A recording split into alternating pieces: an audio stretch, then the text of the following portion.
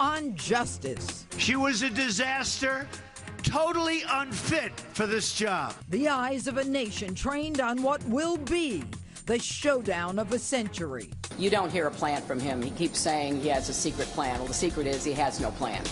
Tonight, we preview what could be the most watched presidential debate ever. I'll ask Dr. Ben Carson what it was like to debate Donald Trump. And I'll talk to a man who ran one of the most successful presidential campaigns ever. Plus, speaking of fights, I'll talk live with boxing legend and Trump supporter Don King. And I may give him some pointers in the ring. I'm at Modell Sporting Goods, and I am practicing because I think it's important that any commander-in-chief needs to be in great physical shape. Just how important is a president's health and stamina? I get physical to find out. It's tonight's Street Justice.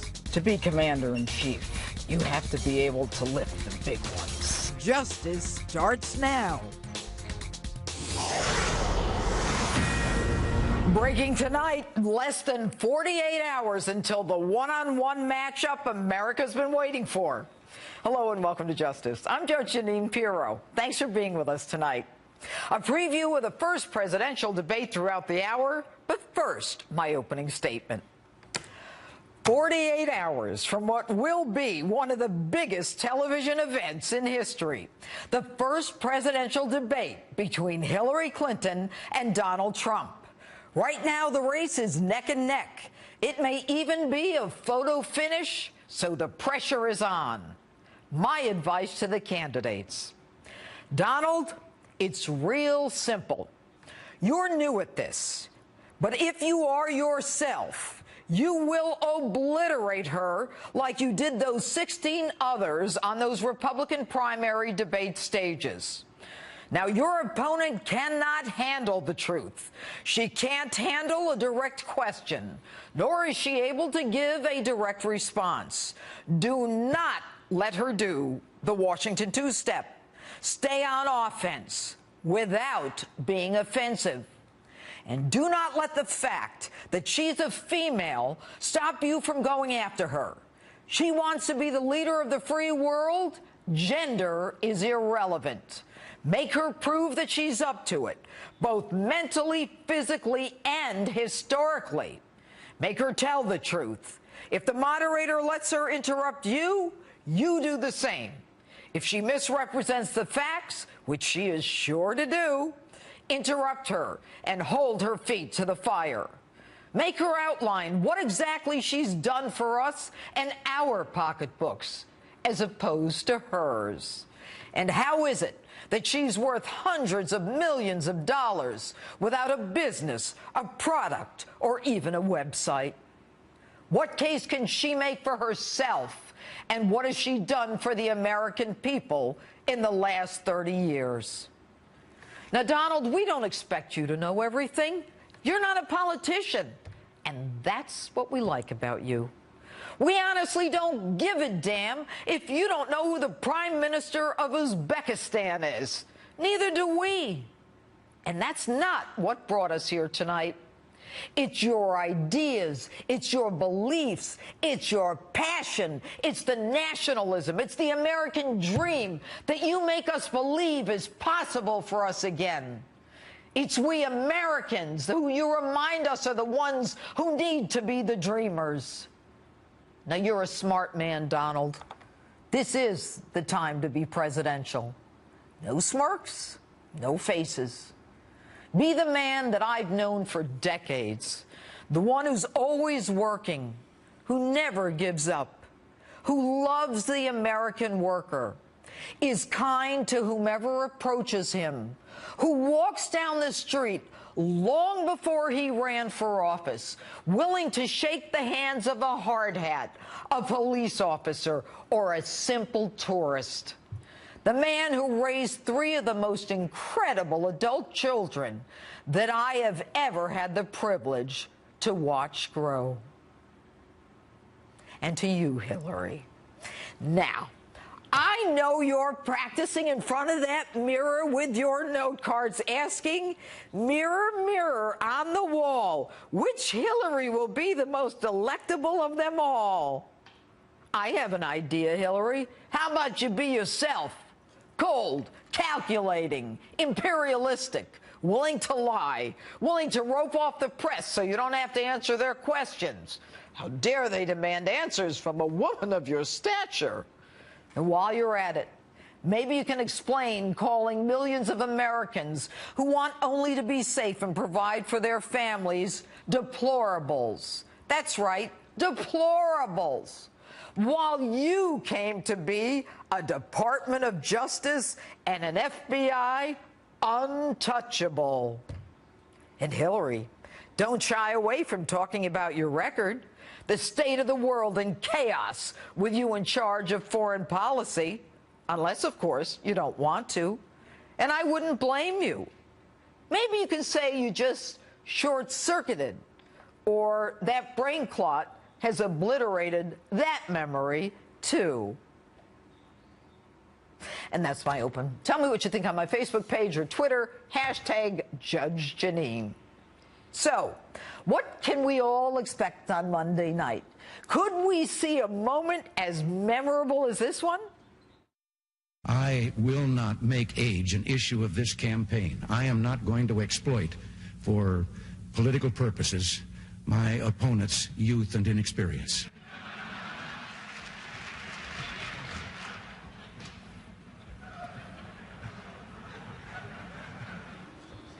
That was 73-year-old Ronald Reagan running for re-election as the oldest president in American history in 1984.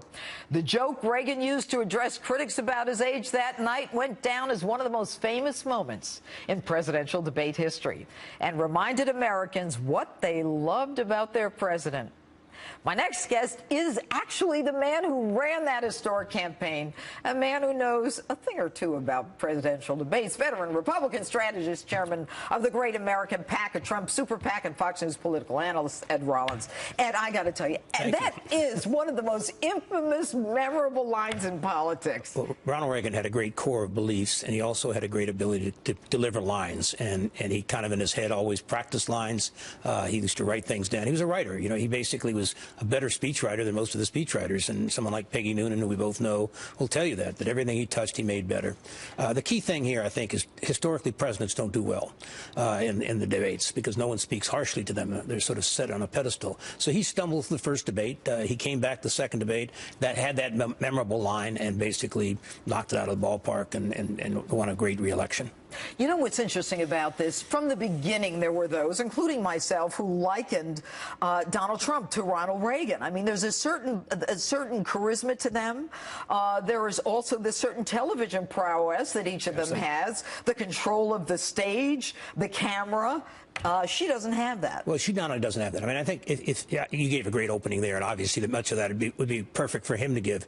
The thing that I think he has to do is not worry about her. This is about him. He had 14 years on television. He was a big superstar on television. It wasn't the celebrities. It wasn't the apprentices. It was him. Every week, a majority of Americans who watch television, or at least the most Americans, turned on his show, his #1 show for a long time. So he can stand on that stage and basically talk about why he wants to lead this country.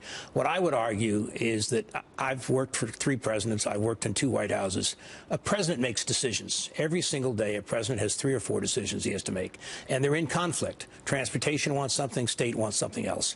So all the options there's no easy answers. So a president every day has to sit there and make 3 or 4 very tough decisions. So a lot of work goes into it.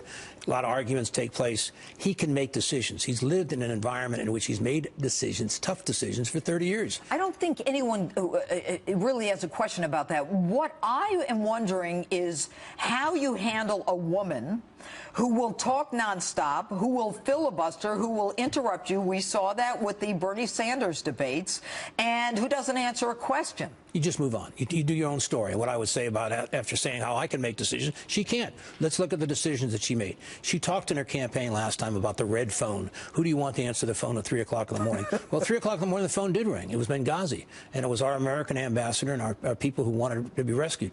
She didn't make the right decision there. She didn't make the right decision in Syria or Lebanon or what have you. So, like her husband also was a terrible decision maker. You read any book of the Post, charming man, great campaigner, much better campaigner than she is, but at the end of the day, was not a decision maker. All right. Now, 6 weeks ago, Hillary was ahead. Now they are neck and neck. Absolutely. And the swing states are getting even crazier right now. Does she dance or does she attack him? Oh, I think she attacks him. I think she's wanted this game. She's a substantive woman, and she basically has a lot of policy thought. And you know, she'd be a good policy walk to have on a staff committee somewhere, but she's not a leader. And so what does she do? Keep calling him names? Well, I don't think names will be so much the substance, or she'll try and pinpoint things that he said or not said and try and make cases out of that. And he just needs to brush it aside and keep moving forward. He needs to know what he's going to say, and he's going to have confidence and not get dragged into her argument. What's happened in the difference in the campaign is right after the convention, for a couple months, Trump stumbled. 3 weeks. And it was about him. Now it's about her, and you got to keep it about her. And what should his tone be? Should it be sincere? Should it be indignation? There's a word that we always use. You need to be presidential, and presidents don't yell and scream at other people. He's not in public. He basically like you have very great confidence, and he does have confidence, and he needs to project that confidence. And for her, from her perspective, she needs to show that he's unfit. How is she going to try to get under his skin? Well, she's going to do exactly that. I mean, this stupid thing on the bringing Mark Cuban to the debate. I mean, you made it into World Federated Wrestling. It's and they've countered with the Jennifer Flowers. Did you see she tweeted she's ready? Right. She's going to show up. You know, at the end of the day, this doesn't need to be a clown act. This needs to be a very serious debate, and there's two very serious people on the stage. And if you have 80 million is the most who's ever watched it. That was the first Carter 1980 Carter-Reagan debate. I think this will be 90, maybe even 100, which would be gigantic. Probably 10 million people are going to switch their vote or make a vote in this election. That's the difference. So historically, people say debates don't matter. This one matters. Because it is so close, and that middle ground matters. It is so matters. close, and a lot of people have not made up their mind, and the sale has not been made by either candidate. So this is the chance to make the sale. All right, Ed Rollins, it's really an honor to have you here on this subject tonight. Thank you very much. All right, and earlier I spoke with former GOP presidential candidate Dr. Ben Carson about the first presidential debate. Take a look. Dr. Carson, thanks so much for being with us. Now, you know better than anyone what it's like to be on that debate stage with Donald J. Trump. And Monday night will be probably the most watched political event in history. So, as a man who was on that stage with Trump, what's it like? Actually, it's fun. It's fun being on the stage with him because he's entertaining, and you never quite know what's going to come out of his mouth. But what you do know is that what he says is what he believes. And I think that's probably one of the most refreshing things about him. You know, he does not talk about stuff that people say, you got to say this, if he doesn't believe in it. And, you know, before the debate, let me ask you this. Before the debate, when all of you were together, I mean, did you chit-chat among yourselves? Or, you know, was it war and you're my enemy and I'm going to go out and destroy you? No, everybody was extremely cordial and friendly with each other when we were off stage. There was no question about that. Do you expect that that's the case, that that'll be the case with Hillary and Donald? No, I don't think so, because things have changed. And, you know, he remembers, you know, people who are nice to him, people who are not nice to him, and really doesn't do a lot of pretending on that stage. What do you expect to see from Donald in that first debate? I think he's going to be laser focused on the issues. He is extraordinarily cognizant of the fact that there's going to be an attempt to irritate him, to get under his skin, and to get him off track. Because if they can make it about Donald Trump versus the issues, which they don't have a chance when it comes to the issues, that's what they're going to do. He knows that. Everybody's told him that. But also, he is a smart individual. And he's able to figure that out for himself. He knows what they're trying to do.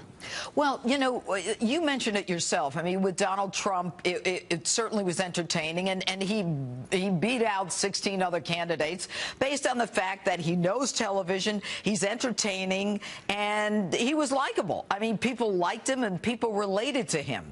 But Hillary Clinton, it seems to me, is going to be someone who will, you know, try to make herself the more knowledgeable person and try, I'm sure, to, you know, kind of make him, you know, not know the name of a country or a prime minister or something like that. And there's no question that he is not as well versed in some names and issues the way she is. How is he going to handle that? Well, you know, he'll simply say, you know, I know that you've been Secretary of State. I know you've been a United States Senator. I know you've been the First Lady, and are familiar with a lot of the details that people who have not had those positions would not have. But bear in mind, I have access to some of the most brilliant people on the face of the earth, and they're willing to work diligently to help make America great again. So, that's all he has to say. I mean, you know, he knows. And the fact is that he is out talking to tens of thousands of people while she's on lockdown for the day, in the days before the debate.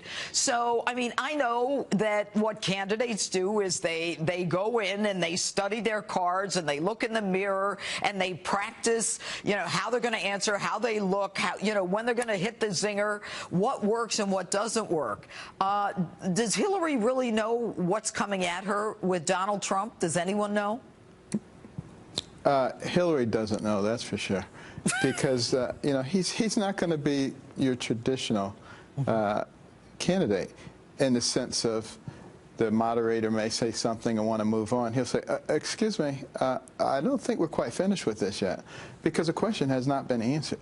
And she's not used to that. So it'll be very interesting to see how she reacts to that. You know, there are a lot of people, Doctor, who are talking about the difference in the sexes of male, female. Do you think that people are that sensitive to it, or do you think that people will look beyond that, given that they're looking for a powerful person in the commander-in-chief, irrespective of the gender? I think a lot of people will look at the gender thing. To them, it's a big deal. But the fact of the matter is, a lot of people, and particularly women, do not find Hillary Clinton to be an attractive candidate just because she's a woman. They look at things much more important than that, like the well-being of the country, about the future of their children. Donald Trump, over the years, has dealt, you know, multiple times with women at every level. And bear in mind, when it wasn't popular to have women in executive positions, he was pushing that. You know, he has been on the forefront in so many of these areas. I wish people knew. You know, look at the tape of Jesse Jackson several years ago praising him for the incredible impact that he's had on the African-American community in terms of jobs. You know, these are things you just don't get a chance to hear about. All right. Well, this is a debate we'll be looking forward to. Dr. Ben Carson, thanks so much for being with us tonight. Always a pleasure, Judge. Thank you. Still ahead tonight, I'll talk a little Donald Trump with boxing promoter Don King. And if you think he's tough, check this out. To run for office, you have to be able to take a beating. You also have to be able to give a beating. Then I hit the gym for street justice to ask Americans just how important a candidate's health and physical fitness really is. Let's pump some iron as justice rolls on. Do you think either of the candidates are really in good physical shape? No. Why do you say that? Their doctors say they're in good physical shape. They're old.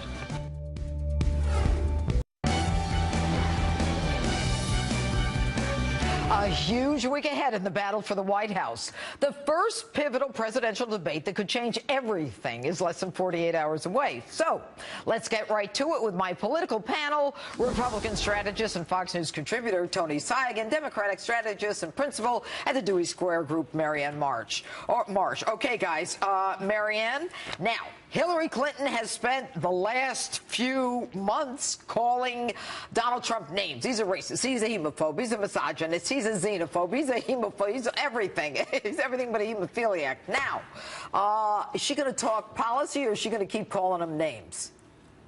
I think what Hillary Clinton's going to do is she's preparing for a debate. Donald Trump's preparing for a performance. And I think the most effective thing she can do is the more this is on policy and how problems are going to get fixed. And she's also very effectively used his own words against him and hold him accountable by doing that. I think that would be a very good debate strategy for Hillary Clinton. Would you agree, Marianne, that she is your classically trained politician?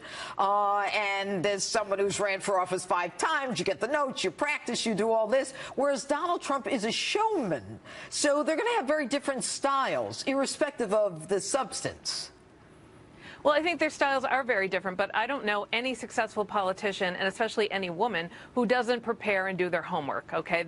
And that's what Hillary Clinton's comfortable doing.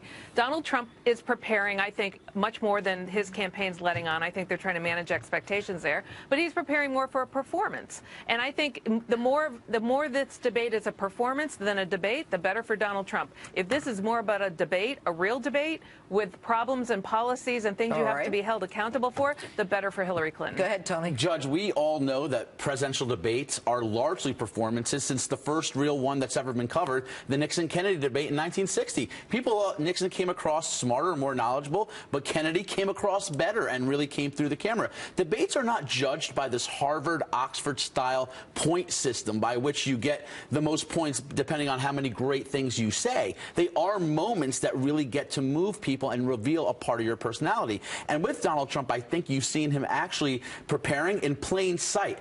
Up until now, since especially the last few weeks, he's been going city by city across America, making major policy speeches, immigration in Phoenix, race relations in Detroit, economic speeches in both Detroit and New York, Youngstown, ISIS, Pittsburgh, energy, and Philadelphia military readiness. You can't deny, Marianne, the fact that from the Nixon-Kennedy debate, that appearances matter, and appearances in terms of friendliness, likability. I mean, Americans want someone who's got kind of a sense of humor, who's likable, who's one of the guys, one of the gals, whatever. Sure.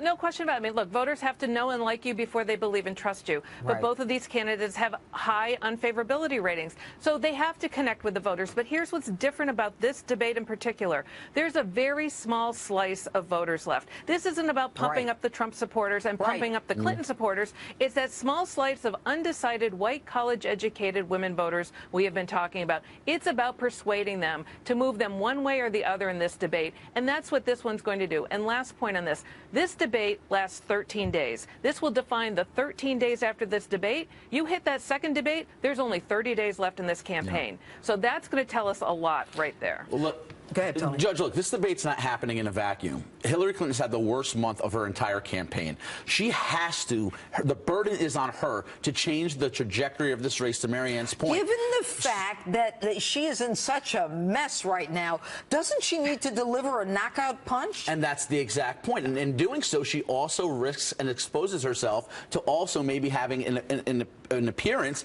that blows back on her as well. Look, Marianne is corroborating what I've been hearing from Democrats all week. They hate the state of the race right now. They think that she's focused on demonizing Donald Trump. That's not working. They think she has better ideas. They want her to talk about that. But that's not how she's going to be able to knock out Donald Trump. I can't imagine she's going to do that. Is she, Marianne?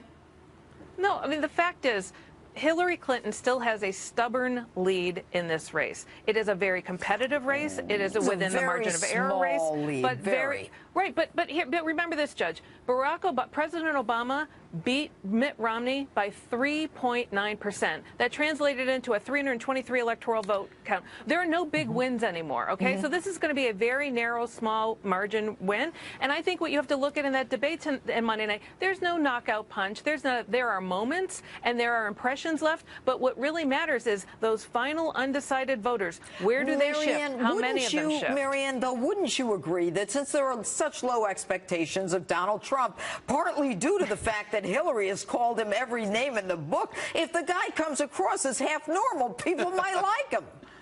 Well, his campaign is certainly working hard to keep those expectations low, and the media has certainly helped him. And Hillary Clinton, on the other side, is working really hard to make sure he's not graded against the curve. So that's the expectations game, by both campaigns. I think the expectations are going to be determined by those last final voters who have not yet made up their mind. You heard Ed Rollins at the top of your show. Right. About 10 million voters may change their mind. I think that's a little high, but that's what you got to watch. Tony? But even if that number's lower, Judge, that still is a major impact. And you've seen Donald Trump now pull ahead in states like Nevada, North Carolina, Ohio, now even in Florida. Hillary Clinton has a major enthusiasm problem. Yeah, the momentum is with Donald. Exactly right. So to think that really you're only talking to the independents, Marianne, which I traditionally will accept is the norm in these types of debates, I think misses the point with this one. There is an enthusiasm gap on her side, particularly with the Obama coalition, particularly with millennials, African-American millennials in particular. She is going to need to do something to motivate her own base at this debate. Why are you shaking your head, Marianne? Because, as Tony knows, every election's about math. And today, Hillary Clinton would win without Florida, without Ohio, without Nevada, and without Iowa. Yeah, but so you have to keep that in mind. But that's a precarious formula. No, it's You're not. Right. She wins with. You're right. No, But she that's wins a with 272 formula. that way. Okay, 272. But let's suggest that perhaps this debate moves in Donald Trump's favor. But the there are states like Pennsylvania and Michigan. But Marianne, the momentum is going in Donald's direction. That's what's got to be uncomfortable for them. Well, I think we all talked about this, and we talked about it before, that once the conventions got over, I fully expected this race to go back to where it was before the convention. And that's exactly where we are. Now, make no mistake about it, the next 45 days is very important. The debate Monday night will be watched more than anybody, and have watched any debate. So I think there'll be an outsized influence, but again, it only matters not how the Trump people feel or the Clinton people feel, it's how those last college-educated white women voters feel. That we already said. Tony, what does he call her? Judge, I think Donald Trump, to your exact point, has to remain presidential, has to pass. What does he call his opponent? He could call Hillary, Mrs. Clinton, Madam Secretary. Marianne, what is he supposed to call her? I think he might change it up. He might change it up throughout the whole thing. Marianne, what should he call her? Well, I think whatever he calls her has to be respectful. And I think Hillary, if he does respectful? anything, well, she's called him a racist. Can he call her Hillary? Look, here's the big thing, Judge, and I think we're seeing this already. If Donald Trump is in any way demeaning, hits her personally, is disrespectful of her, he's going to lose the very voters he needs. No doubt his supporters will love it and cheer all night long, but that's not going to win him the White House. Final words, Tony. Donald Trump has an amazing ability to adapt throughout the entire debate. Hillary Clinton is going to be sterile and antiseptic. That is the big problem when she is up against someone the likes of which we've never seen on a presidential debate stage. All right, Tony Sayegh, Marianne Marsh. It's going to be interesting. Thanks so much. It is. Thanks, Judge. Thank you. And next, I step in the ring with Don King to talk about another famous guy named Don. And then I hit the weights at Modell's and ask customers how important physical fitness is in a president. You can't miss this week's Street Justice. Hillary Clinton does not have the market cornered on celebrity supporters. Joining me now is legendary boxing promoter and Trump supporter, Don King. Good evening, Don. Judge, I want you to know that injustice anywhere is a threat to justice everywhere. And you are justice, and I'm just honored to be on your show. Well, I am just honored to have you on. But first question, what happened to your hair? What'd you do with all of it? Well, my hair, little spider on the wall, ain't got no hair at all, ain't got no comb to comb his hair, so what do we care? He ain't got no hair. I got to tell you, I remember you with the big, big hair. Okay, Don King, it is a pleasure to have you on the show. Let me ask you this. 6 weeks ago, Hillary Clinton was ahead. Now they're neck and neck. Does Donald Trump need to make sure in that ring that he delivers a knockout punch? Does she need a knockout punch? Do they do a rope-a-dope? Do they dance? What do they do? Well, first of all, Donald Trump has resonated with the people because the people are rejecting the form of government. They haven't rejected a form of government like this since the founding fathers in the 13 colonies separated from England. Because they call it tyranny, and tyranny is taxation without representation, no voice or representation in the legislation that you are to be obey the laws and abide by. So therefore, that is tyranny. Well, this type of form of rejection of the form of government is now taking place in America. The people are rejecting the lying politicians, the unkept promises, lie, promises, and then apologize. Lie, promise, and then apologize. The people have been fed up. Donald Trump would not be on this ticket. It is not, if the people didn't want him. This is the will of the people. The politicians don't want him. The establishment don't want him. The Republicans didn't want him. The Democrats didn't want him. The will of the American people is why Donald Trump is standing there now, and he will be the next president of the United States. This is what you must understand. The system considers the white woman inferior in own property. The system considers black people inferior in own property. So therefore, we are the left outs. And he's a non-politician. He's a businessman that's going to make America great again. And so the people are looking and finding and searching for someone to help us and to lead us out of this quagmire of corruption. Don, when you say that the system has left out people of color, we have an African-American president. You believe that he has left out people of color? No, that is not the point. What he is a principle. I love Obama. I think he's good. But listen, let me tell you what. When they say keep you in your place, the government shut down on Obama. Rather than give him the respect, they reduced his term from 8 years to 7 years. They wouldn't even hear his nomination for the Supreme Court. They could have heard it. They had enough people in that, a Republican, that could have rejected it. They didn't give him that courtesy. Then the representatives came up. Why are race relations so bad in this country right now? Because of the system. The system is the enemy of America. What we treat, Judge, is the effects. We have never went after the cause. And thanks to Donald J. Trump, he went to the heart of the matter as the cause. The system is the cause. So therefore, he said, we will create a whole new system. We will take this system apart. Now, we're going to help the veterans. They're going to give veterans an opportunity where they can be able to be treated. We exalt them and say, put themselves in harm's way, do all these great things, you wonderful guys, protecting our liberties, our freedoms, and our safety. And when they come back home, they can't get no treatment. They die in parts. All right, Judge, I want you to know, this is my America. America's the greatest nation in the world, and I'm fighting for America and the will of the people. And Donald J. Trump is the will of the people. He stands strong. He's bold, he's audacious, he's brave, and we're going to win because the people will be doing themselves a favor. It ain't about party, Republican or Democrat. It's about the people. I agree with you. Now, how long have you known Donald Trump? Many, many years, over 3 decades. I know his daddy, too, Fred. Fred is smiling on us right now. He knows the time has come, Jeanine.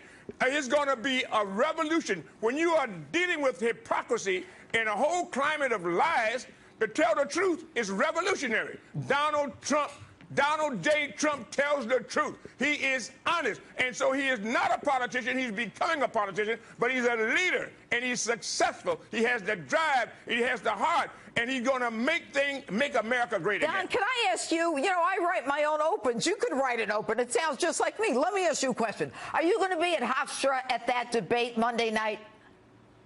Absolutely. If you speak Espanol, absolutamente. If you speak anything else, German, da. If you speak Russian, you know what? What are you going to be doing? Title fight. Don, what are you going to be doing in the audience?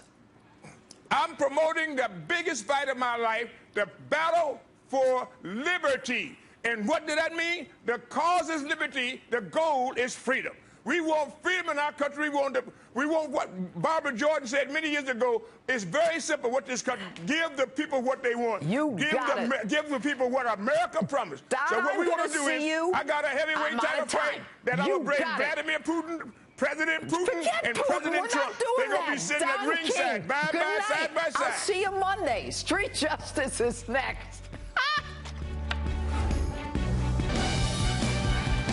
For a few weeks now, we've heard a lot about the health of the presidential candidates, their stamina, their age. So, for this week's Street Justice, we decided to ask some health-conscious Americans how important physical fitness is for a president. And Modell's Sporting Goods was kind enough to host us. Take a look. I'm at Modell Sporting Goods, and I am practicing because I think it's important that any commander-in-chief needs to be in great physical shape. Do you think it's important for the commander-in-chief to be in good physical shape? Absolutely. Do you think either of the candidates are really in good physical shape? No. Why do you say that? Their doctors say they're in good physical shape. They're old. Here I am with the neoprene weights, and I somehow think that our president had these. It's not normally what I work out with. To be commander-in-chief, you have to be able to lift the big ones. Do you think, how tall are you? I hate it when these people are so much taller. Do you think it's important for the commander-in-chief to be in good physical shape? No. What if we don't know if they're in good physical shape? Then we have a problem. This is also known as the Washington two-step. You say one thing and you do another. Do you think age has anything to do with it? No. That's because we're both older, right? And this is known as the Washington kettlebell, where you knock your opponent out and hopefully they still stay alive, you don't kill them. They're old and they just sit on their fat heinies and don't do anything. No, that's not true. We've been watching them. They're running around like crazy. I mean, she falls now and then, but he's running around. Did she pass out? She did. I think she slipped and fell. She didn't. Oh, I didn't see. I don't know. Does her age bother you at all? No, anybody older can be in shape. Do you think age has anything to do with their ability to be commander-in-chief? No. How old are you? I'm 19. Well, therein lies the rub. Good luck to you. You know what? Good luck to you. You're in a great place. You're working in a great store. Modell's. Gotta go to Mo's. Gotta go to Mo's. Gotta go to Modell's. Yeah. You work out a lot, I could see. I don't work out at all. Sad. How come you look like that? Are you gonna vote? Yes, I have no choice. I have to vote. We have to vote. Good for her. I love it. Woman power. Who's that? This is the Punisher. The Punisher. Oh, who should we be punishing? Trump. If Hillary and Donald get in a ring, who wins? Hillary. I think Trump. Hillary. Knockout.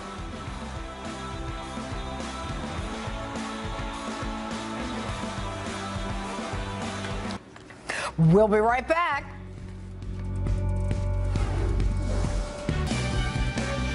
And a reminder, we've been talking about it for the whole hour. It's the television event you've been waiting for. Donald Trump versus Hillary Clinton in the first presidential debate of election 2016. You cannot miss it. So don't. Tune into Fox News Channel on Monday. We will be live with coverage all day, up to and including the showdown at 9 p.m. Eastern. And after the debate, tune into Sean Hannity's show, and you'll get to see his panel of experts, including me. It's Monday, all day and all night, right here on Make Her Outline what exactly she's done for us and our pocketbooks, as opposed to hers. And how is it that she's worth hundreds of millions of dollars without a business, a product, or even a website? What case can she make for herself?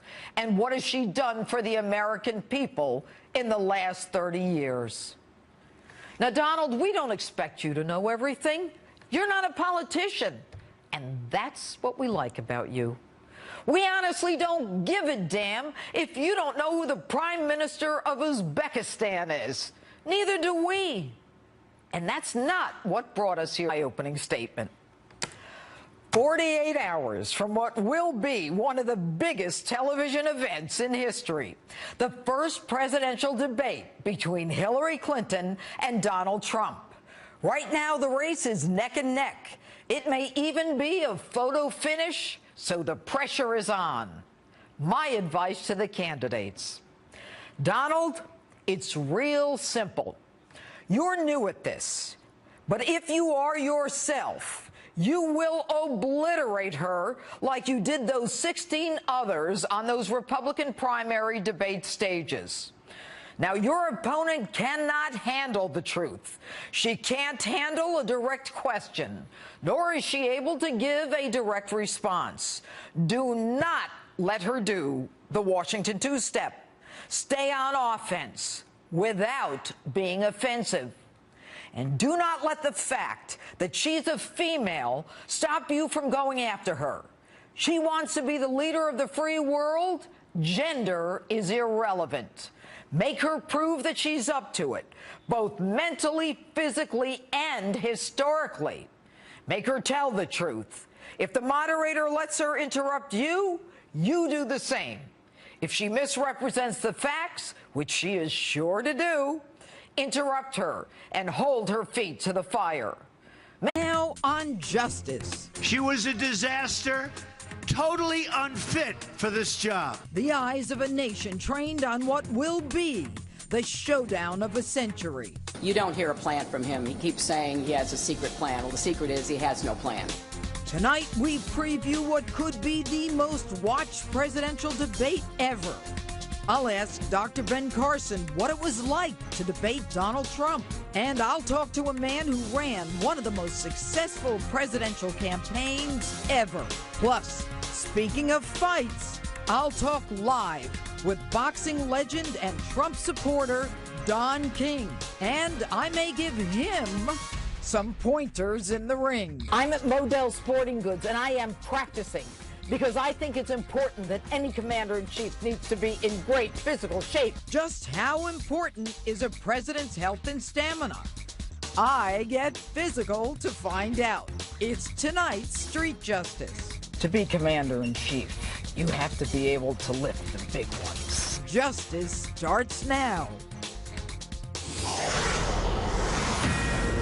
Breaking tonight, less than 48 hours until the one-on-one matchup America's been waiting for. Hello and welcome to Justice. I'm Judge Jeanine Pirro. Thanks for being with us tonight.